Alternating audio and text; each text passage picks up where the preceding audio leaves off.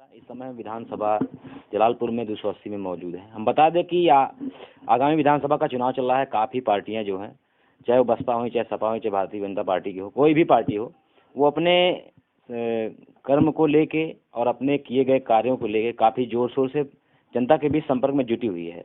हम इस समय हमारे साथ एक बड़े ही सम्मानित और काफ़ी जाने पहचाने चेहरे बैठे हुए हैं। हम उनसे इस विधानसभा के चुनाव के बारे में कुछ जानकारियाँ लेंगे कि उनका मत क्या है, कि किस तरह का विधायक होना चाहिए जिससे देश का विकास हो या क्षेत्र का विकास किया जाए। हम आइए बात करते हैं। क्या नाम है सर आपका? जी सर, हमारा अनुराग दुबे नाम है। अच्छा, दुबे जी, नाम तो बहुत प्यारा आपका है। ये बताइए, इसमें विधानसभा का चुनाव चल रहा है, किस तरह का प्रत्याशी हो जिससे जनता को लाभ मिले। बाकी सभी पार्टियां तो अपने हिसाब से वादे करती हैं, हम ये कर देंगे, वो कर देंगे। आप क्या कहना चाहते हैं इसके बारे में? हम ये कहना चाहते हैं कि प्रत्याशी ऐसा हो कि जो 5 साल हर व्यक्ति के दरवाजे पर जा करके उसके दुख सुख में भागीदारी निभा सके।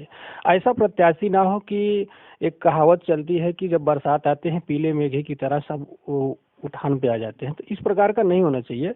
ये होना चाहिए कि प्रत्याशी आज जीत जा रहा है तो 5 वर्ष, जिस प्रकार से इस चुनाव के दौर में लोग घर घर जा करके अपनी अलख जगा रहे हैं, तो उनको ये चाहिए कि जीतने के बाद 5 वर्ष तक तब भी हर गांव गांव में लोगों से मिले। लेकिन जीत जाने के बाद वो क्या करते हैं कि किसी से मिलते नहीं, और इसी के कारण से प्रत्याशी के ऊपर कोई भरोसा कम करता है, किसी को इंटरेस्ट लेते हैं, कोई इंटरेस्ट नहीं ले रहा है।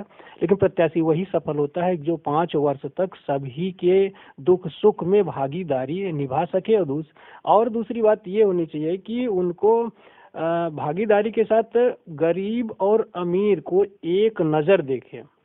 दूसरी बात, एक नज़र देखते हुए और वो अपने विवेक से काम करे, कि ऐसा ना कि किसी के कहने से कि हमारा ये एंटी पार्टी है, इसका काम नहीं हो।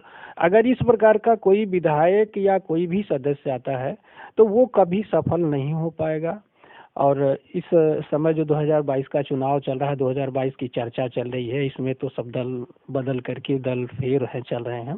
कोई इसमें से हटके उसमें भाग गया है, कोई उधर से निकल के सपा से बसपा, बसपा से सपा, भाजपा से बीएसपी, इस प्रकार से लोग ज्वाइन पे हैं। अभी तो त्रिकोणीय चीज पूछना चाहता हूँ आपसे।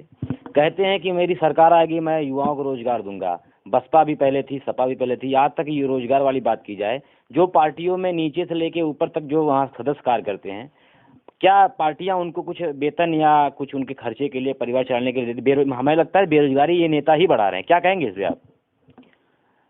अब नेता जितने हैं वो तो ये हकीकत है कि बेरोजगारी बढ़ा ही रहे हैं। जो उनके साथ चल रहे हैं वो तो एक दौर हो जाता है कि खाओ पियो मस्त रहो, दारू लो, मुर्गा लो, और कभी किसी का नेता पैसा नहीं देता। 2-4 10 दिन 15 दिन का एक मेले का आयोजन है, उसमें आओ खाओ और इसके बाद चले जाओ।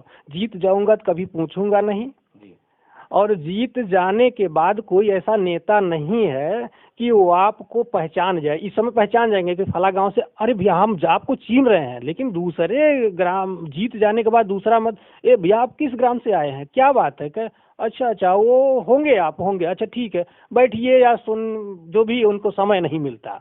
अगर उनको आज के तरह से 5 वर्ष तक कोई भी पार्टी हो समय अगर मिल रहा है तो ठीक है, अन्यथा नहीं ठीक है। दूसरी बात, जो उनके पीछे दौड़ रहे हैं वो एकदम चमचा होंगे।